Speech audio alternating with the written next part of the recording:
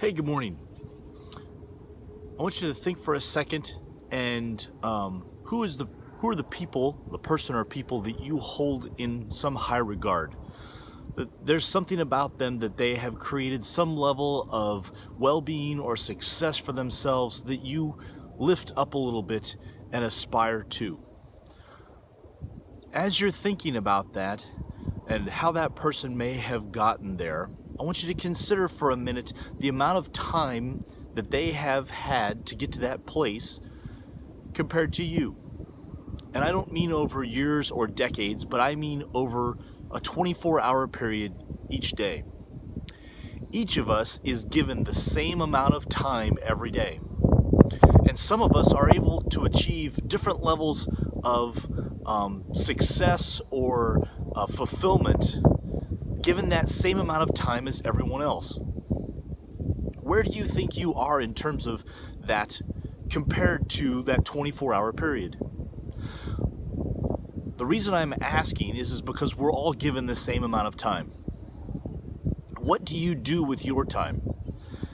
And in that, the things that you do in a 24-hour period are a reflection of your values and priorities. And we've talked about that before, but I'm wondering if there is a gap between what you actually spend your time doing and what you value and is a priority to you. A very useful exercise in this that I have used previously is to sit down and map out a 24-hour period or a 7-day period to look at where you spend your most time. It's important to be healthy and eat well and sleep well, but what do you do with the other hours of the day? And is that a reflection of your values?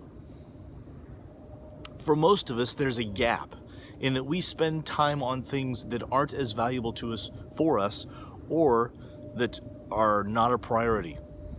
And there's a reason for that. And sometimes it's easier to see in other folks where they may have a gap, or to look at the people that we hold in regard of somehow they're able to put more value into their time in the things that they do. My challenge to you this week is to take a look at what do you do on a daily basis in a 24-hour period. How much time do you spend on your phone? How much time do you spend on social media or watching TV or watching YouTube videos? Where are there areas that don't match your values and priorities, and where can you put more value into the time that you're given? The lesson in this is that there are some of us who are very, very successful at creating the most value for our time on a day-to-day basis, and it takes a lot of work and effort to get there. What would it be like for you to add a little bit more value into each day, into each minute and each hour? And where are there opportunities to create that? The first step is to map it, to see where you are having time that isn't spent as valuable as it could be, and then creating opportunities to add more value.